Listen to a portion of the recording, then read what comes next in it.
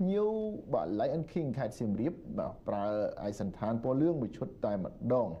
បាទពេញសាច់ពេញជើងរៀងខ្លួនហើយសម្រាប់មួយក៏ស្មើគ្នាដែរតែស្មើគ្នាមានគ្រាប់បាល់បាទនាំមុខដល់ទៅ3គ្រាប់ពីក្រុមភ្ញៀវ Lion King ហើយក៏បន្តដាក់សម្ពាធនិងបង្កើតឱកាសជាបន្តបន្ទាប់អូយបាទលោកត្រីសាន់ទីជីអូយបាទប្រាប់ឲ្យថាក្តៅបាទអូទាត់បំបុកទៀតបាទនេះក្តៅចិត្តហើយបាទក្តៅចិត្តហើយបាទអញ្ចឹងលេងសូវបាទប្រើបច្ចេកទេសហើយបាទលេងបាទប្រកបដោយបាទ fair play បាទជាក្រុមចាស់ទុំមួយនៅក្នុងបាទការប្រកួតបាទអញ្ចឹងបាទរក្សាបាទអារម្មណ៍ឲ្យស្រួលបាទត្រង់នេះទាត់ស្ដៅមនុស្សហើយតែមិនចំបាទបើចំកាត់រុញត្រង់នេះក៏ដល់ជើងរបស់សីហារុញបន្តសន្តិជីកូរ៉ូម៉ាមួយជើងនេះរំលងរបាទីទៅហើយបង្ងាកទៅការប្រកួតរបស់បាទខេត្តជិតខាងគ្នានោះបាទត្បូងឃុំកំពង់ចាមគឺថាអូហូយបាទដៅកគុកតែម្ដងប៉ះទង្គិចគ្នាបាទ100រៀងបាទកឹបបាល់មួយក៏មិនផុតបាទពីតំបន់ការពារ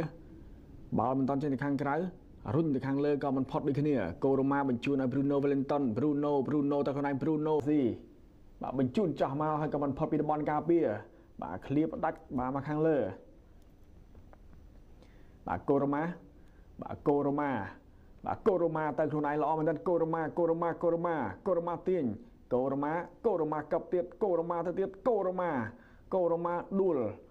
លោកកញ្ញាកណ្ដាលក៏បាទអត់ពីនៃទេបាទឲ្យបាល់បាទទៅបាទភ្នំពេញ Galaxy បាទកន្លងនេះបាទការកឹបបាទជាមួយនឹងបាទកោះទៀតរ៉ាត់បាទកំពុងចាបាននាំមុខ1-0ទៅហើយជាអ្នករ៉ាប់រងបាទបញ្ជូនបាល់លើមកត្រង់នេះតែត្រឡប់ទៅវិញបាទ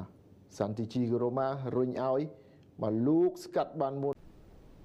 បាទសន្តិជីកូរ៉ូម៉ា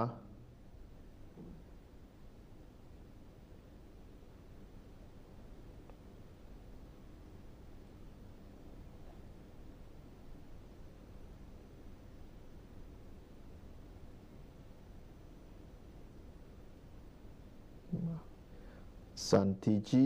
កូរ៉ូម៉ាបាល់ខ្លីៗបាទកឹបមួយសិនយកវិញបានពីកូរ៉ូម៉ាបញ្ជូនឲ្យ Bruno Valentin កន្លងនេះចំណែកឯភ្នំពេញ Galaxy នេះវិញត្រូវក្រុមភ្ញៀវបាទ Lion King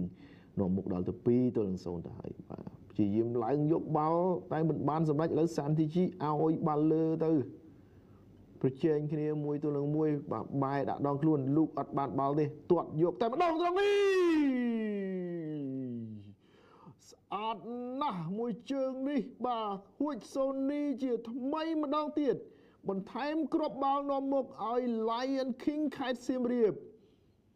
3-0បាទទាញគៀសបានបាទកឹបបាល់មួយរុញឲ្យប៊ុនវីសាលីបញ្ជូនចោះឲ្យកូរ៉ូម៉ាក៏បញ្ជូនទៅឲ្យ Bruno Valentin ក៏បានផុតពីតំបន់ការពាររបស់ផុតបាទយ៉ាស់កិច្ចផុតហើយក៏ព្យាយាមលេងបន្តទៀតភ្ជាប់បន្តបាទ